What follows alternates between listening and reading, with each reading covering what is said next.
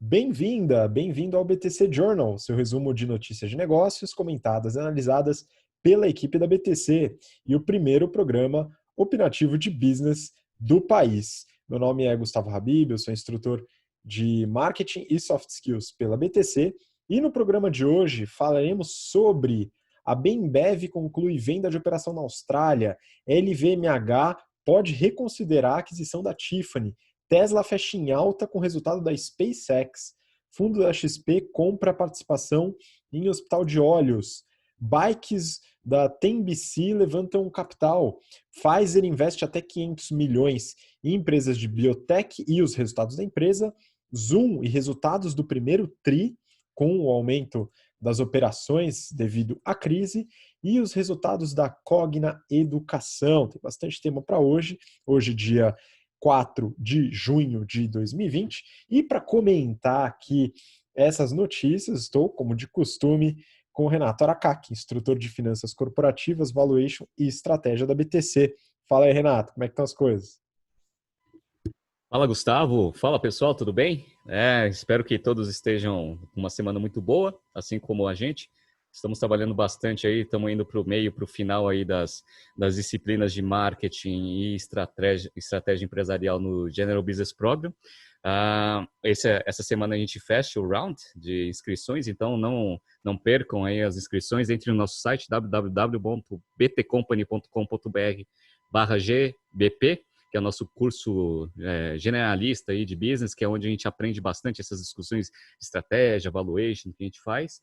A gente também tem outras turmas abertas no nosso curso do General Finance Program, também que é o nosso curso de mercado financeiro, e também no nosso curso de modelagem. Entre no mesmo site, /EBP, o curso de modelagem, GFP, nosso curso de finanças.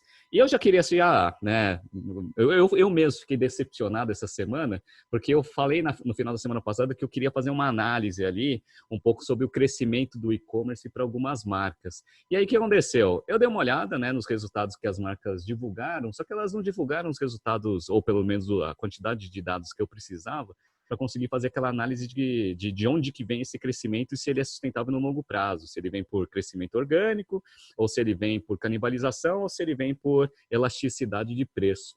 A gente viu, né, eu dei uma olhada lá, principalmente no Grupo Soma, que ia abrir capital e não abriu até por causa da pandemia, mas já está divulgando seus resultados, isso é bom. A Inbrands, ela não divulgou resultados do primeiro trimestre e a Restock divulgou lá um plano ali de reestruturação porque o negócio está indo meio mal, né?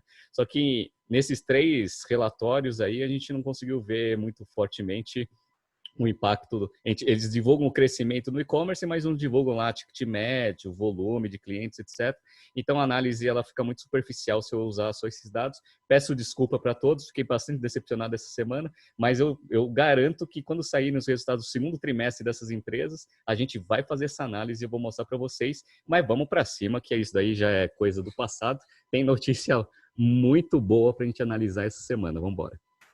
Pois é, bastante notícia interessante. Aproveito para pedir para você que acompanha a gente pelo BTC Cast, em algum canal de podcast ou pelo YouTube, para acompanhar também nosso Instagram, @instabtcompany.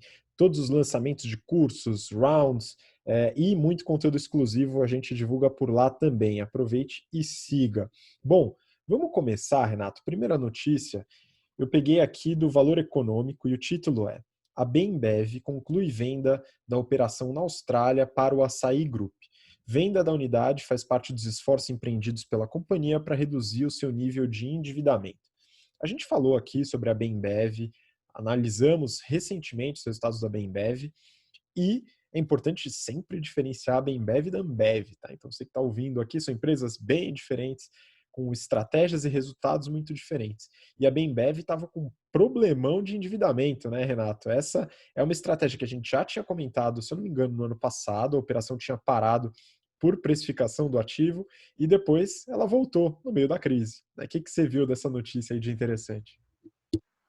Pois é, ele está dentro do tema que a gente fala sobre a estratégia de portfólio e também linkado com a parte de alavancagem. Como a gente sabe, a Embev ela sacou lá aqueles 9 bilhões lá que tinha, ela e a Kraft Heinz, né? Pegaram dívida a rodo aí no mercado porque eles não sabiam o que ia acontecer, bem lá ali no início da crise. obviamente ele já estava alavancado no passado, ficou ainda mais alavancado agora com esse novo endividamento, né? Perfeito. Então, isso daí pressionou mais ainda a companhia a tentar acelerar esse processo de simplificação do portfólio, fazendo um pouco aí de venda aí de alguns ativos que podem ajudar na desalavancagem operacional do negócio. Esse daí a gente já tinha discutido, que eles estavam em negociação, a transação finalmente fechou, vai ajudar aí a IBMBev a dar uma aliviada ali na sua estrutura de capital para ver se ela consegue, né, manter a sua estratégia de desalavancagem por longo prazo. A situação está um pouco mais difícil, mas, né, é uma empresa que tem alguns ativos bem interessantes, pode ter certeza que não vai ser o último ativo que eles vão vender aí nesse curto prazo. Pois é, Renato, é interessante, né? A gente fala da Bembev, é um dos exemplos que a gente traz na aula de marketing, que a gente fala sobre marcas e o valor das marcas dentro das operações, né? A Bembev, ela tem uma estrutura de dívida muito alta, ao mesmo tempo ela tem ativos intangíveis de valor interessante, podendo fazer movimentos de desinvestimento para poder dar uma estabilizada aí na sua parte financeira, né? Então essa possibilidade existe. É importante que a empresa tenha essa estrutura, né? Mas ela passou aí por um momento de sufoco aí para explicar o endividamento para os seus investidores. Bom, vamos seguir para a próxima, né? Essas daqui curtinhas no começo. Você comentou das empresas de moda, né? Essa análise que acabou ficando para o final, mas eu separei aqui, Renato, um outro grupo que a gente já falou bastante, né? O título, a reportagem também é do Valor, e o título é o seguinte: LVMH pode reconsiderar a aquisição da Tiffany, diz jornal. Maravilha, né? Diz jornal, é muito bom. Membros do conselho do grupo de luxo teriam convocado reunião para rever acordo de 14,7 bilhões de dólares. Decisão seria mal recebida, diz UBS. Renato, aqui é mais um caso daquilo que você antecipou e a gente veio conversando, de que essa crise vai acionar muitos advogados ainda, né? Esse caso eu imaginei que já estava bem fechadinho, mas parece que o pessoal está mandando uma bela de uma renegociação, hein? Pois é, ano passado, a gente contou um pouco da história, tanto da Tiffany quanto do grupo LVMH. A gente falou que eles fizeram uma primeira oferta de uns 14 bi, mais ou menos, e que ficava muito próximo ali do market cap, e aí a coisa não ia sair. A gente antecipou naquele momento que eles iam aumentar a oferta, aumentaram para 16 e pouco, e aí fecharam o negócio. Perfeito. Só que a galera de M&A é muito esperta, né? Ela fecha o negócio, só que tem todo um período ali de pelo menos uns 6 meses para você cumprir algumas regrinhas, para você conseguir, depois ali no meio do ano, você fechar de fato o acordo.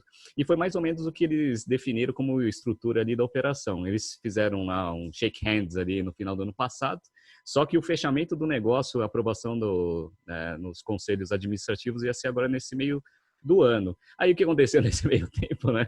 Veio a pandemia e principalmente, se vocês bem lembram da nossa análise, a gente viu que para a LVMH era bom por dois fatores, né? Primeiro, diversificação de produto, né? Eles iam ampliar ali a parte de joalheria com a Tiffany dentro do portfólio, que seria ótimo, e também entrar muito forte no mercado norte-americano, que era também uma diversificação geográfica que seria muito importante ali para o grupo LVMH. Eles tinham uma presença muito forte na Ásia, na Europa, mas nos Estados Unidos ainda pouco, né, de penetração dentro desse segmento. Então fazia sentido estrategicamente. O problema é que, além da pandemia, ainda a gente está vendo como está o caos lá nos Estados Unidos por causa das manifestações. Então tudo isso traz uma percepção de futuro para o mercado norte-americano meio ruim, né? Índices de desemprego altíssimos, etc. Então, o pessoal está vendo que aquela perna da diversificação geográfica talvez ela não se encaixe tão bem, ou seja, o valuation que tinha sido feito lá atrás não deveria ser o mesmo valuation que a gente vai efetivamente fechar a operação. Então, eu acho que faz sentido, né? Então, não tem mais aquelas alavancas estratégicas que foram, né, consolidadas no momento da operação. E o valor também precisa ser revisto. Então, eu acho que é aquele negócio, né? Se o advogado ele fez o trabalho bem feito, né? E o assessor de M&A também, eles ganharam um respiro aí, eles podem dar para trás. Se fosse eles, né? Dado que essa situação que existe, eu acho que talvez faça um pouco de sentido, apesar que, agora falando só simplesmente sobre mercado financeiro, o valor de todos os ativos do mundo eles estão altíssimos, então o mercado financeiro como um todo está muito comprador, sem muito motivo, né? Porque não tem nenhum, não mudou nada, né, da situação de um mês para trás para agora, Então, assim, talvez ainda, né, o valor de mercado fechado ainda seja baixo, porque o valor da ativo valorizou também, né, nesse meio tempo. Mas, assim, em termos operacionais, é melhor não ter uma batata quente na mão. E se o grupo for precisar de dinheiro, economiza esses 16 bi, que talvez faça muito mais sentido do que fechar a operação.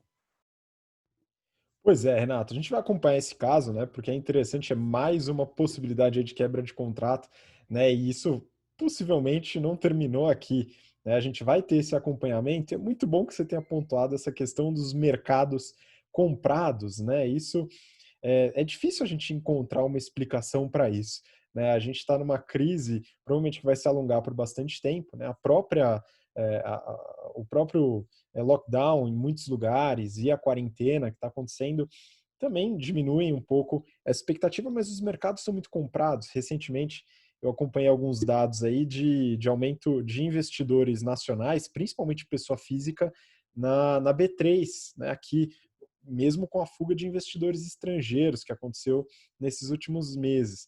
Mas é interessante. Agora, falando de irracionalidade, eu quero o seu comentário nessa próxima notícia, que eu acho que é até mais estranho, tá?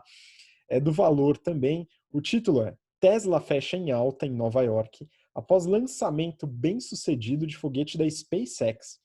No sábado, a empresa de tecnologia aeroespacial de Elon Musk se tornou a primeira companhia a enviar astronautas ao espaço, dando início à corrida espacial privada.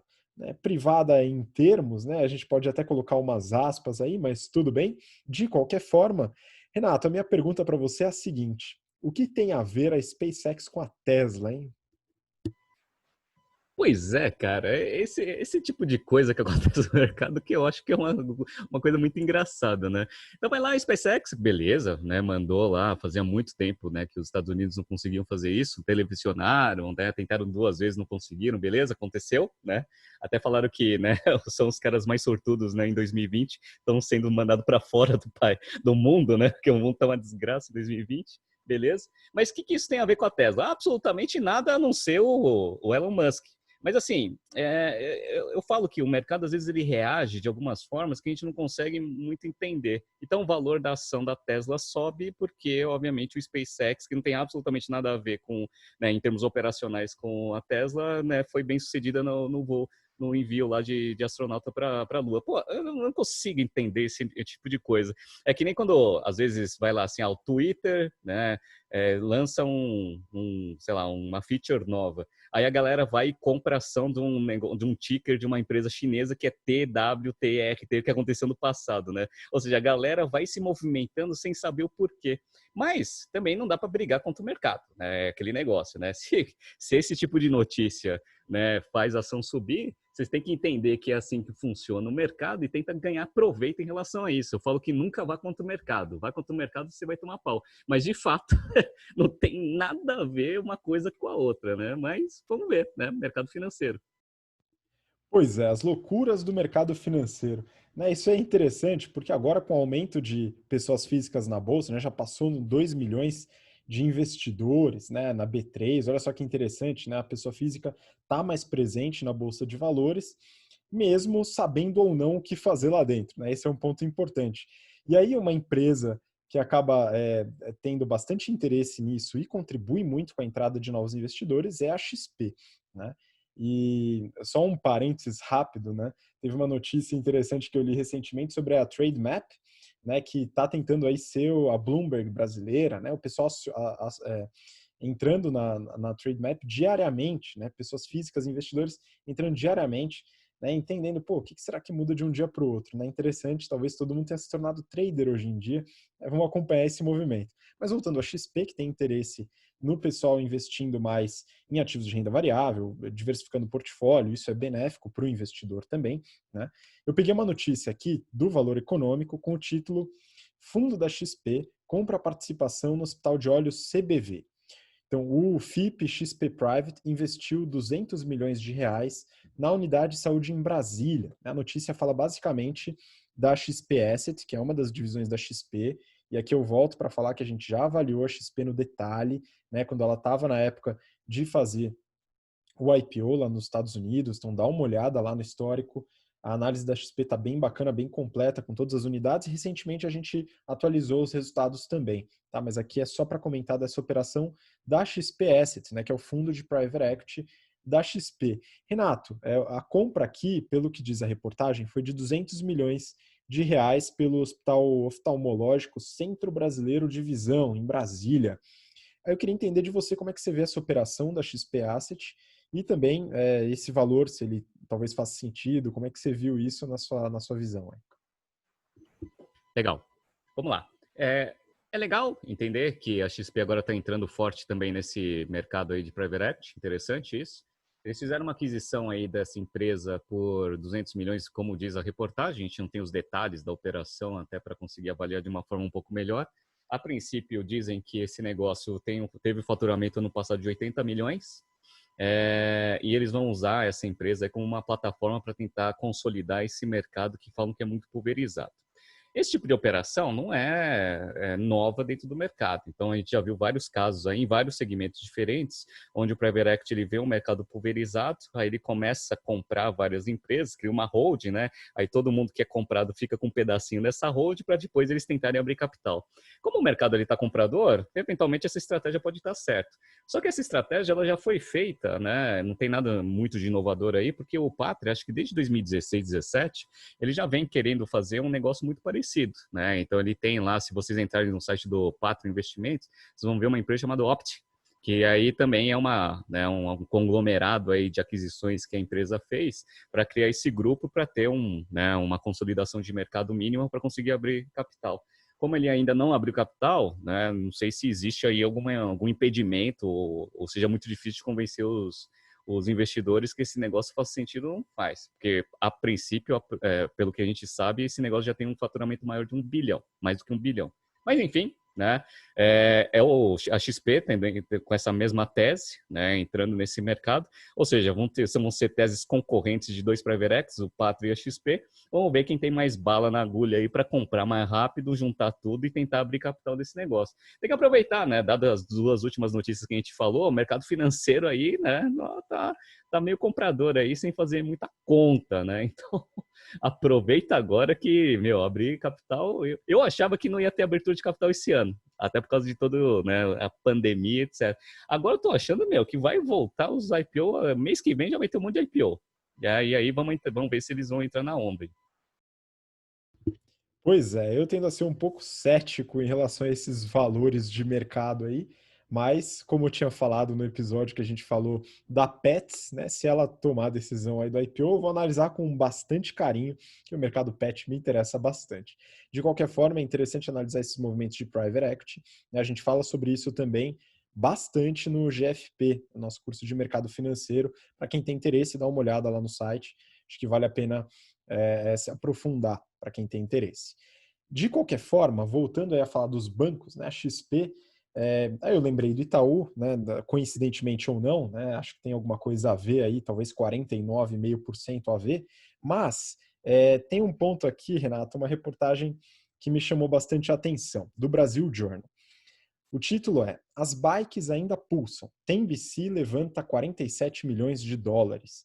Aqui a gente está falando da startup que opera aquelas bikes do Itaú. Né? Para quem é de São Paulo, vê aquelas bikes o tempo inteiro, ouvia, né? Pelo menos, mas deve voltar a ver, esperamos, né? As bikes do Itaú. É operado por essa startup e ela acabou de receber mais capital, né, no investimento de Series B, né? Então foi aí um valor bem relevante, né? E quem entrou aí para liderar foi a Valor Capital, a Redpoint e Ventures, e também participaram aí a Joá Investimentos, que é do Luciano Huck, o IFC e o braço financeiro do Banco Mundial. Renato, a gente já falou bastante desses modelos de mobilidade urbana. A gente falou bastante da Grow, das empresas de patinete, de bicicleta também, claro, das empresas de mobilidade de Uber e outras do segmento. Tá? Agora, no caso das bikes, né, tem alguns pontos interessantes aqui desse modelo que compete com aquele que a gente chama de dockless. Eu queria entender sua visão nesse modelo. Como que você vê esse futuro aí do mercado de bikes compartilhadas?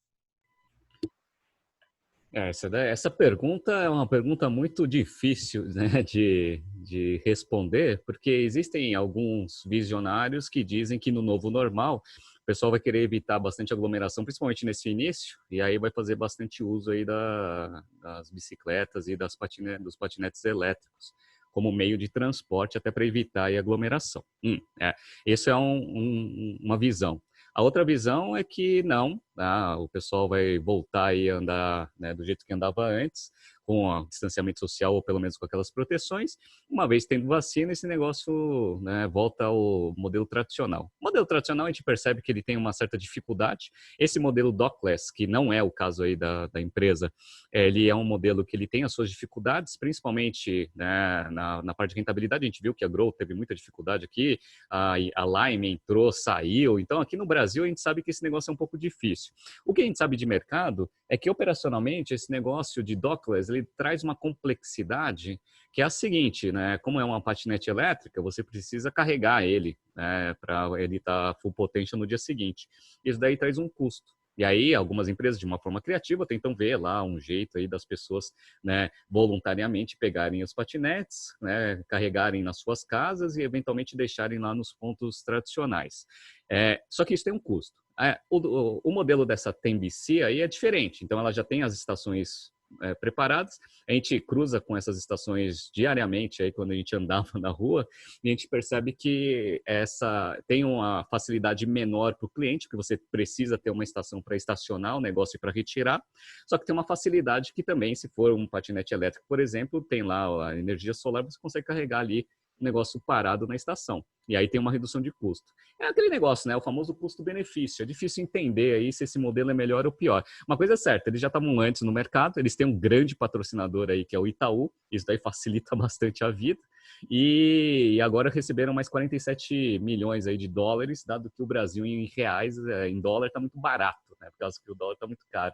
Então vamos ver aí se esse negócio vai para frente. Na reportagem eles falam que eles estão em break-even. Seja lá o que isso significa, né? Esse termo aí é tão utilizado, né? Então, estamos em break-even, né? E o que é break-even? É lucro, é EBITDA, caixa, o que é break-even? Então, não consigo entender mais, né? Toda vez que a pessoa fala assim, estou em break-even, eu não consigo entender o que é. Não sei se ela está dando lucro, se ela está com lucro zero, se ela está com queima zero, eu não sei mais o que é, né? Mas eles falam que eles estão em break-even. Então, a princípio, né, parece que é um negócio que tem mais futuro aí do que o modelo dockless. Vamos observar. Pois é, essa questão do break-even é uma coisa que realmente me assusta um pouco, né? Porque cada empresa leva de um jeito. Me lembro do caso da Doutor Consulta, né? Na notícia falando que era estruturalmente lucrativa, né? Ou seja, ela teria lucro se ela não crescesse mais, né? Mas ela não tinha lucro. Então é difícil, né? Entender o que se passa na cabeça desse pessoal quando busca investimento. Mas legal, disse que está no break-even. Vamos ver, mas independente de estar no break-even ou não, quem manda o caixa, que é algo que eu suponho que esteja acontecendo, né? De qualquer forma, eu vejo isso muito como uma linha de despesa de marketing do Itaú. Tá? Então, independente de ser lucrativo ou não, né, para a TMBC pouco importa, mas para o Itaú é uma linha de marketing interessante, né, um marketing de posicionamento de marca, de atitude de marca, que foi uma vitória do Itaú nos últimos anos. Né? Inclusive, aí, fazendo mais um jabá de um conteúdo nosso, né, a gente bateu um papo com o Fernando Chacon, que foi CMO do Itaú, né, o responsável pelas estratégias de marketing do Itaú até um pouco tempo atrás, saiu recentemente. Né? E o papo foi bem legal, falando sobre atitude de marca, posicionamento e patrocínios. Então, para você que tem interesse em conhecer um pouco mais de marketing, o Chacon é uma grande referência na área e um cara 10, então é interessante acompanhar esse conteúdo, tá no nosso YouTube. Tá? Então entra lá e a gente está com conteúdo lá para você acompanhar, beleza? Mas é isso, então, só um adendo, né? Essa TMBC tem as bikes normais e as elétricas. Então, o que o Renato comentou, né, relativo às bikes elétricas, tem o carregamento, tem o dock lá, o local onde elas ficam, isso facilita. Mas tem também as bikes para quem gosta de pedalar e suar um pouco mais nas subidas. Bom, então, continuando aqui, Renato, agora a gente passa para um outro mercado bem diferente, mas que está em alta hoje para os investidores e para quem está acompanhando o mercado durante essa crise. Aqui é a notícia do Valor e o título é: Pfizer planeja investir até 500 milhões de dólares em pequenas e médias empresas de biotecnologia. O objetivo é apoiar programas de desenvolvimento clínico dos tratamentos inovadores mais promissores. Essa notícia ela é traduzida da Dow Jones Newswire e fala sobre esse investimento da Pfizer. E aí, Renato, falando sobre a Pfizer, acredito que você deve ter comentado em alguma aula recente sobre um caso bem semelhante a esse, mas eu acho que você deu uma boa analisada nos resultados da Pfizer. Eu queria que você compartilhasse com o pessoal também. Perfeito. Não, eu falo, né? O pessoal parece que combina, né? A gente combina com o mercado. Semana passada a gente fez o caso lá da análise de portfólio da Vale, aí saiu a notícia da Vale. Aí essa semana, a gente começou a fazer um caso que chama Pfizer, né? Só que não é a Pfizer, né? A gente mistura os nomes ali para não dar o nome da empresa, sobre biotecnologia. E aí vem essa semana uma notícia sobre a Pfizer fazendo investimento em biotecnologia. A Pfizer, basicamente, ela está mudando bastante, não está mudando, né? Ela só está reforçando a estratégia que ela tem de investimento nessa nova tendência de biotecnologia, que não é tão nova assim, mas vem investindo fortemente nesse tipo de desenvolvimento de produto que ele precisa ter, até por causa dos custos, etc. São tendências de mercado. Então, essa notícia, ela tem a ver, obviamente, com o nosso curso, né, com o curso de estratégia que a gente vem fazendo, mas ele também tem um pouco a ver com a própria estratégia do negócio. Só para vocês terem uma ideia, todos aqueles produtos que eles desenvolveram e que já perderam a patente, eles colocam tudo numa unidade de negócio que eles chamam de Upjohn, que era uma marca que eles tinham, que eles revisitaram isso para colocar esses produtos lá. E aí eles têm os produtos de biopharma, né, que são os produtos vindo aí de toda a parte de biotecnologia, etc. E aí tem o consumer health ali que eles estão até tentando se livrar. Em 2018, a biopharma representava 70% da receita do negócio, e o Upjohn 23,3%. O Viagra, por exemplo, está nesse Upjohn aí. Ano passado, ó, como que é a tendência, né? Já foi para 76% a representatividade de receita da Pfizer dos biopharma. Então, isso justifica bastante a Pfizer fazer esses investimentos ainda maiores, só que agora não fazendo investimentos em grandes empresas. O que a notícia diz é que eles criaram lá um fundo ali de uns 500 milhões de dólares para fazer investimentos em empresas de nicho, que estão com linhas de pesquisas avançadas em tecnologia dentro ali das vertentes que eles têm, né, de empresa, que é a parte de oncologia, etc., para conseguir desenvolver novos produtos. Então, isso daí é bem interessante. Inclusive, saiu a semana passada, a semana retrasada, na verdade, uma parceria da Pfizer com uma outra empresa de biotecnologia, chama BioNTech, para desenvolvimento de vacina para o Covid, né? Então, a Pfizer ela já está bem avançada aí nessa parte de investimentos em biotecnologia. E isso daí é importante porque até para justificar os financials dela. Por quê? A Pfizer ela vem com uma queda de receita nos últimos 2 anos. Então, em 2018, ela teve uma receita total de 53 bilhões e 600. E aí, ano passado, 2019, isso daí já caiu para 51,8. E esse trimestre também foi pior em relação a 2019. Teve uma queda de 7% na receita total, foi para 12 bilhões de dólares. A margem bruta caiu também, então a margem bruta caiu de, ó como que a margem bruta é alta, né? 81% para 80%, ó, a margem bruta, né? Margem operacional foi de 33 para 32 e a margem líquida, um espetáculo, né? Foi de 29% para 28%, continua um espetáculo, 28% de margem líquida. 3 bilhões e 400. Mas como ele está com uma tendência de queda, o que ele está querendo fazer? Ele está querendo investir onde eles acreditam que tem mais potencial. Só para vocês terem uma ideia, no primeiro trimestre, a parte do Upjohn, que são todos aqueles produtos que já venceram as patentes, tiveram uma queda de 34%, 37%, né, em relação ao primeiro trimestre de 19. E os biopharmas tiveram um aumento de 12%. Então, eles estão, né, essa notícia só está reforçando a estratégia deles de investir em produtos de biotecnologia. Isso é legal, né? Porque a empresa ela vai se reestruturando. É um grande gerador de caixa, né? Então, esse caixa também não é um problema. Dos 3.400 de lucro líquido, eles conseguiram converter 3.333 de fluxo de caixa das atividades operacionais. É um negócio que gera caixa bastante e está aí dentro do rol aí das possíveis empresas que vão trazer a salvação aí para a humanidade no caso do Covid-19. Eu tenho ouvido aí de bastidores que aparentemente esse prazo aí que deram aí para final desse ano, começo do ano que vem, é um prazo bem otimista. Tá? O pessoal vem falando que está bem difícil aí de conseguir achar uma solução aí para o Covid, ou um tratamento ou uma vacina. a Pfizer é uma que está bem à frente aí em termos de desenvolvimento e ela mesmo fala que vai demorar um pouco. Então, vamos ver aí. Estamos apostando para essas nossas empresas empresas farmacêuticas elas conseguirem trazer uma solução para esse problema que a gente está fazendo. A Pfizer, que a gente está vivendo, a Pfizer é uma boa empresa, bem estruturada, e isso, né, essa notícia mostra o alinhamento da estratégia que ela tem em biotecnologia.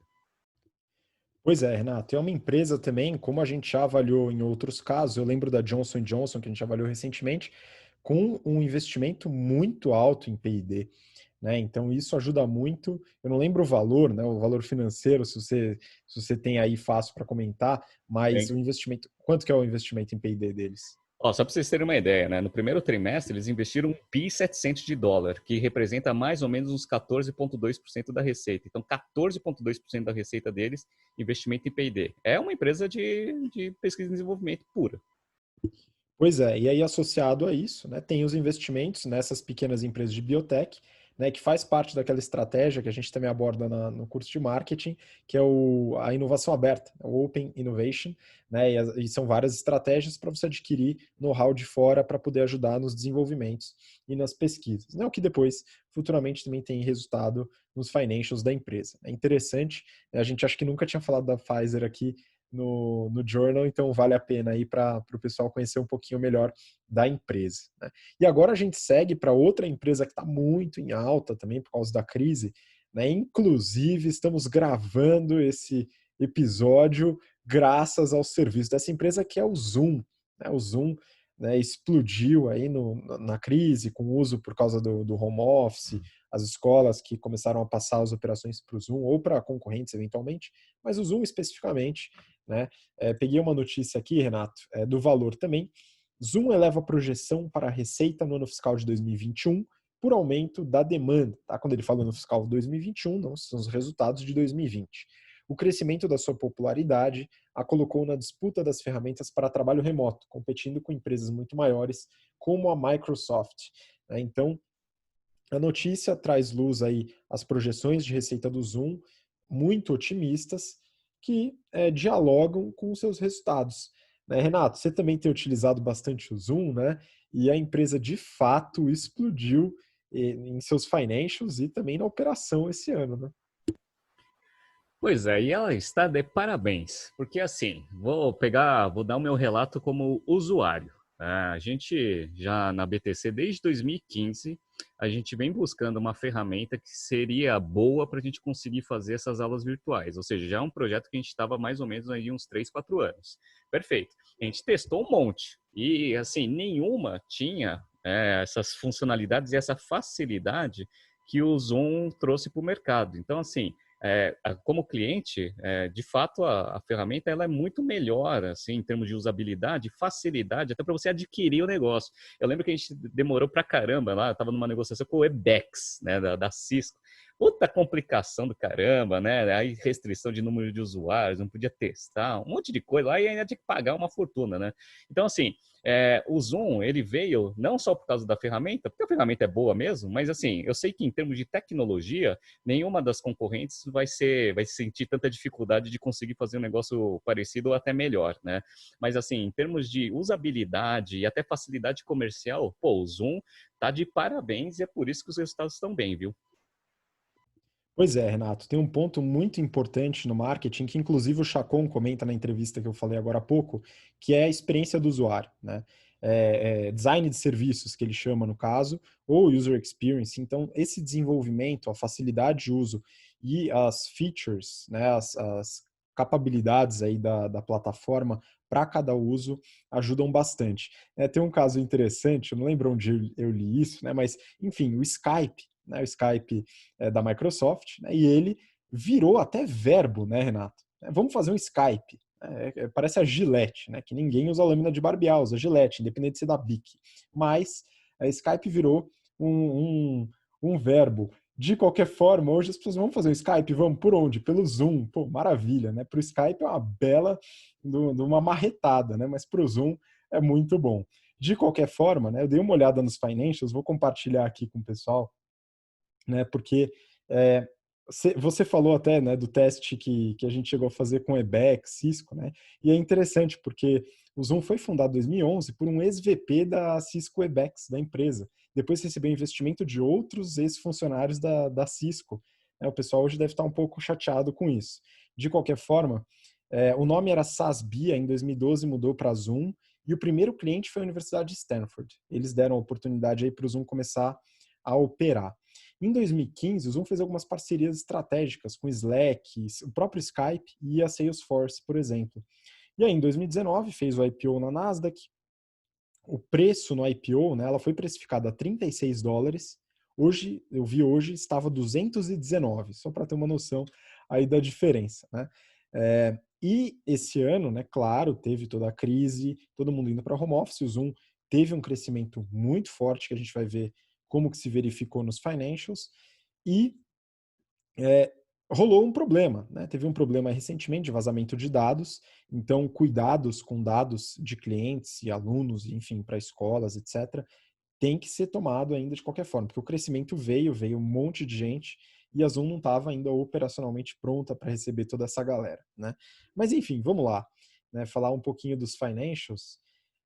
Eu peguei o resultado, Renato, do primeiro TRI, que acaba, não sei por que motivo, 30 de abril, tá? É diferente dos outros, que acaba em março. O primeiro TRI deles é em 30 de abril e a receita foi de 328 milhões de dólares, tá?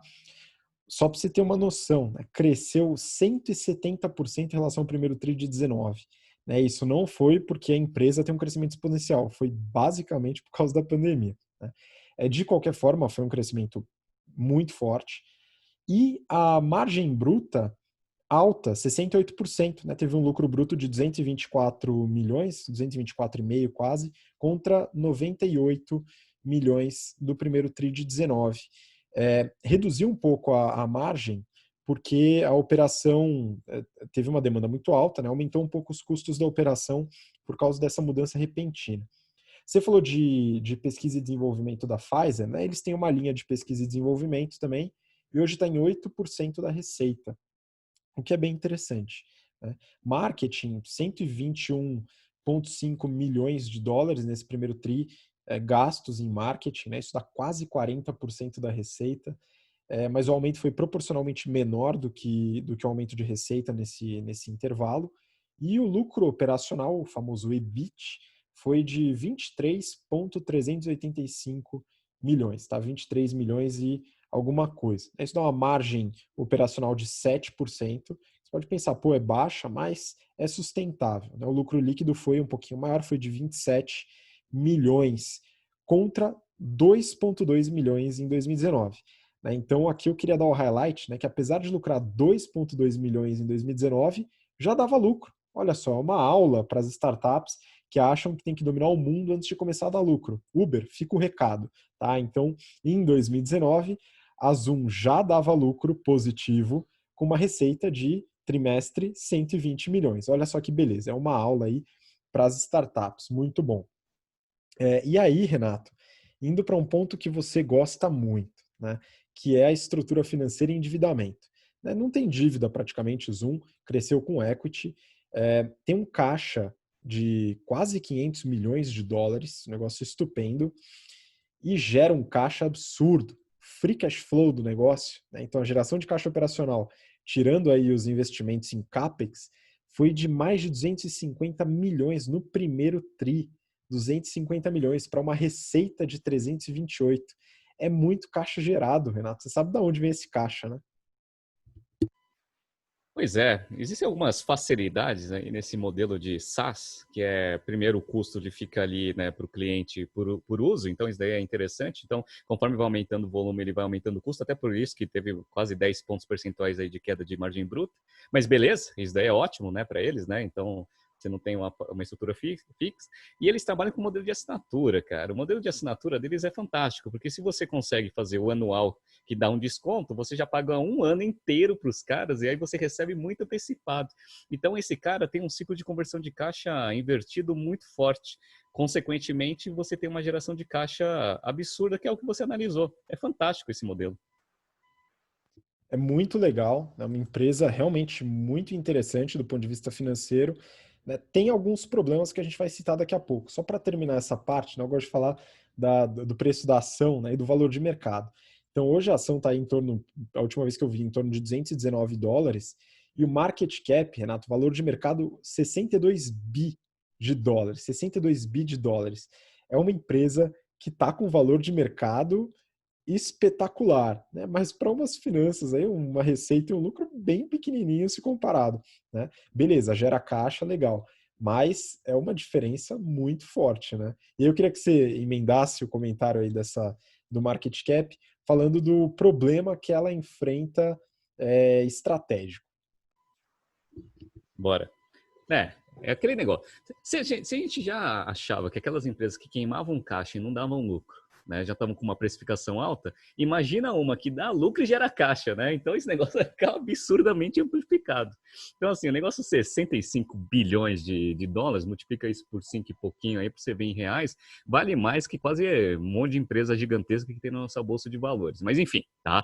Esse daí é uma análise que a gente não vai fazer porque a gente não entende, tá? Mas uma coisa que é importante para o Zoom é utilizar bastante essa geração de caixa até para conseguir criar algumas barreiras competitivas. E essas barreiras competitivas é importante que ela tenha, porque quem que vai entrar e quem que é concorrente efetivo desse segmento, né? São as empresas de tecnologia. Tem a própria Cisco, que a gente falou, né? Que até o executivo que fundou o negócio veio da Cisco. Só que também tem Microsoft, que é uma empresa que eu particularmente adoro muito e tem um portfólio extenso, e ela é muito focada nessa parte de serviço B2B. Então, ela não vai deixar o Zoom ficar sendo a ferramenta principal, né, de videoconferência de B2B, não vai deixar, né? Tem o Facebook, que já está fazendo vários investimentos para conseguir pegar também essa parte de, né, conferência B2C, né, que é ou você, né, C2C, né, na verdade, essas são pessoas tentando se conectar. Então ele está ali, né, no meio, e tem o Google, obviamente, né, que a gente até usa também o Google Meets. Ou seja, só tem gente gigante, né, Google, Face, Microsoft, a Cisco, etc. Então, assim, ela precisa criar algumas barreiras competitivas para conseguir segurar essa competição muito forte dentro desses concorrentes. Uma das coisas é essa usabilidade que você falou, que é o user experience, assim, disparado de todas que a gente analisou, é a que tem a melhor usabilidade. A nossa transição dos nossos alunos, dos nossos cursos para Zoom foi feita em uma semana. A gente teve, obviamente, o tempo ali do learning curve de adaptação, mas ele foi muito rápido, porque a ferramenta é muito intuitiva. E isso daí facilita bastante. Então, uma das barreiras é o sweet cost, que a gente gosta de falar, né? O custo de mudança. E o custo de mudança, ele não é só técnico, ele também vem dessa parte de usabilidade. E se eles conseguirem aperfeiçoar ainda mais esse negócio, continuando investindo em segurança e na parte de P&D, eu acho que são as grandes barreiras competitivas. Porque, assim, se for pensar em portfólio, tá ferrado, né? E de caixa também, apesar de ter um caixa forte, mas assim, tá brigando com Microsoft, Google, Facebook, que são empresas que são gigantes e que têm caixa absurdo. O bom é que ela é focada, então ela está focada numa ferramenta. O que seria uma boa estratégia para ela, né? Se for para pensar que caixa é uma coisa importante, é aproveitar que esse mercado aí está comprador no valor da ação, usar um pouco de equity para fazer algumas aquisições e entrar numa estratégia de diversificação. Continua investindo bastante parte do caixa que tem na parte de P&D para continuar esse custo de mudança e também vai tentando dar uma diversificada ali na parte de precificação, porque em termos de portfólio, ela está bem atrás ali dos principais concorrentes, mas fez um belo de um trabalho. Isso daí também é uma estratégia que a gente, né, explica ali nas nossas aulas de estratégia, que eu chamo de inovação disruptiva, mas essa a gente não combinou com o mercado, essa aula ainda vai ser daqui 2 semanas. Muito bom. Não, mas é uma empresa muito interessante, vale a pena trazer os resultados depois de toda essa subida que eles tiveram esse trimestre. Muito legal. Bom, vamos lá. Aproveitando que a gente começou a falar aí da nossa experiência do mercado de educação, vamos terminar o Journal de hoje falando da última notícia deste mercado. E a reportagem do Valor tem o seguinte título: Cogna Educação sai do lucro para prejuízo de 39,1 milhões no primeiro trimestre. A receita líquida caiu 11,5% entre os dois períodos, de 1,8 bilhão de reais para 1,6. Renato, aqui falando aí do principal player do mercado educacional brasileiro, já pelo highlight da notícia a gente vê que o negócio não está fácil, né? A Cogna sofreu bastante nesse primeiro tri e as perspectivas talvez não são muito boas. Você deu uma olhada no resultado, acho que vale a pena entrar um pouquinho a fundo aí para ver o que aconteceu com os resultados da Cogna. E aí, o que você viu de interessante? Perfeito. Eu estava discutindo isso com um aluno há umas 2 semanas atrás, até entendendo um pouco dessa tendência aí de Covid, ensino à distância, e como estariam posicionadas as empresas de educação. A Croton, ela é boa, né? A Cogna, né? Que agora ela fez lá a hold, né? Pegou as unidades de negócio e separou por empresas para ficar mais fácil ali para a gente conseguir analisar. Então, a Croton é ensino superior e a Platos é a parte de sistema de ensino online lá também do ensino superior. Essas são as duas empresas de ensino superior. E aí tem as de ensino médio e fundamental, que é a Saber, que é ensino presencial, e a Vasta, que é o modelo, né, de ensino, né, o sistema de ensino deles, que também é uma grande uma grande oportunidade de crescimento que a empresa tem. Inclusive, na minha opinião, ela só mudou essa estrutura aí de Croton para Cogna para conseguir separar a parte de ensino, que é a Vasta, para conseguir eventualmente abrir capital desse negócio, né? Mas enfim, vamos lá. Aí, essas são as principais unidades de negócio que a Croton tem. A parte de ensino superior continua ainda sendo a maior representatividade de receita deles. Representa ali de receita líquida, daquele 1 bilhão e 600 que você falou, com uma queda, né, em relação ao primeiro trimestre do ano passado, representa 54% da receita.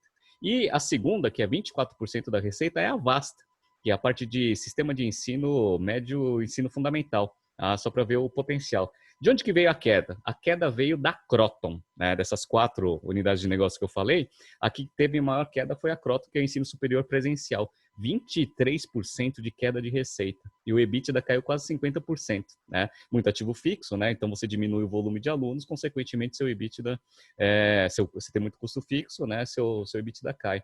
A parte da Platos até teve um crescimento, até por causa do online, né? Um crescimento de 16%. A Vasta teve um crescimento de 24%, isso foi ótimo. E a parte da Saber teve um crescimento de 7%. Em termos de EBITDA, todo mundo achava que também a Saber, dado que é um ensino fundamental e médio presencial, teria uma queda de EBITDA, mas não teve, teve um crescimento de 43%. Por quê? Porque eles estavam fazendo toda a parte de reestruturação dessa unidade de negócio. Então, deu certo essa reestruturação e foi demonstrado isso nos financials. Então, quem foi o grande ofensor ali do resultado da Cogna nesse primeiro trimestre foi o ensino superior presencial, né, que é a parte da Croton propriamente dita. E aí, obviamente, isso daí deteriorou bastante os resultados da empresa. Então, margem bruta caiu de 63% para 60%. Margem EBITDA, que era fantástica também, caiu bastante. E a margem líquida, como a gente viu, foi do positivo para o negativo. Foi uma margem de 13,6 positivo para menos 2,3. Onde que está, né, o efeito aí do Covid e dessa tendência aí nos financials do negócio? Quando a gente olha a base de alunos da Cogna, a base de alunos do primeiro trimestre de 19 para agora aumentou. Foi de 916 alunos, 916 mil alunos para milhões de alunos, né, para 921, ou seja, teve um crescimento. Mas onde que veio esse crescimento? Esse crescimento veio do EAD. No EAD, ele teve um crescimento de 12,4% da sua base e teve uma redução do seu ensino presencial em 16,2%. E aí, compensou? Não compensou. Por quê? Porque aquela análise que eu queria fazer, né, para o mundo de moda, eu consigo ver aqui na Cogna. O ticket médio do aluno para ensino online, ele é muito menor do que para ensino presencial. Olha o ticket médio aqui do EAD do primeiro trimestre para a Cogna foi 265 mensal, contra 692 do presencial. Então, a diferença de ticket médio assim, é muito alta. Então, isso que traz um pouco da diferença, né, de rentabilidade. O número de alunos até aumentou, mas a rentabilidade, ou pelo menos a receita trazida por cada aluno, diminuiu.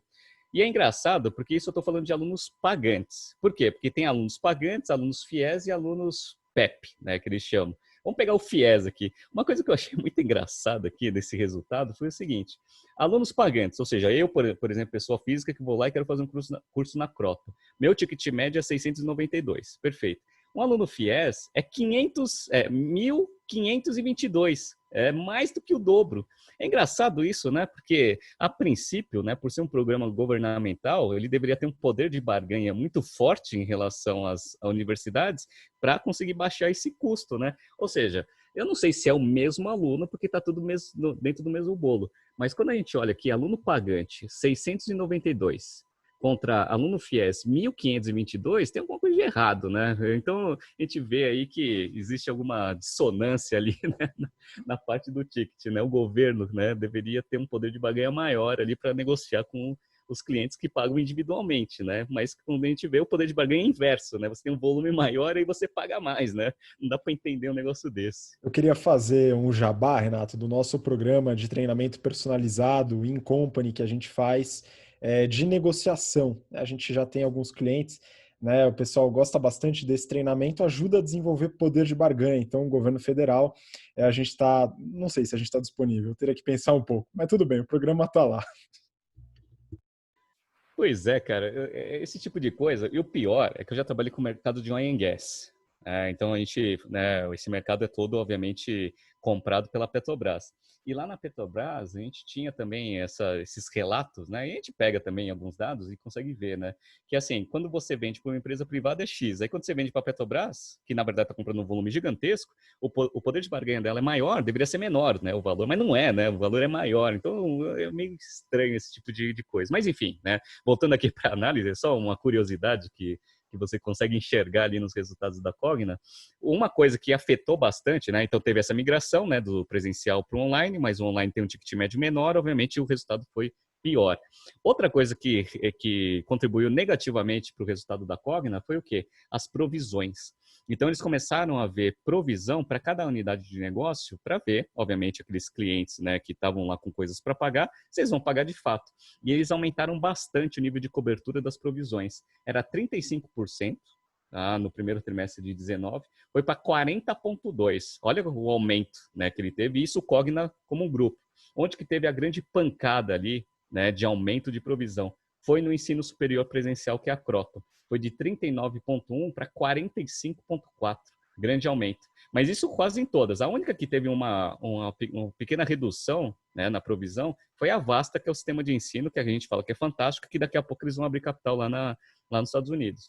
Mas, assim, as outras unidades de negócio, até pela situação que a gente vê, eles já aumentaram a provisão, já esperando aí que o pior possa acontecer. Enfim, tá? Essa foi a análise aí da Croton. O que a gente percebe é que está existindo aí uma migração para o online.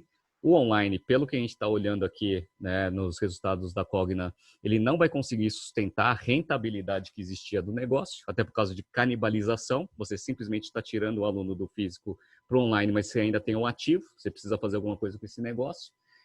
Vamos ver como que a Cogna ela vai trabalhar esse negócio para frente no novo normal. A gente até está tentando aí fazer um BTC, né, entrevista aí, ou fazer pelo menos mais um set aí de lives com o novo normal, com alguma empresa aí de educação, para a gente conseguir também ter esse debate aí, como que vai ser, né, daqui para frente, dado que existe uma restrição aí, né, do ensino presencial, pelo menos para os próximos semestres. Como que essas empresas que têm vários ativos vão conseguir sobreviver? Isso daí é uma coisa bem interessante que a gente vai tentar abordar numa live que a gente vai fazer futuramente.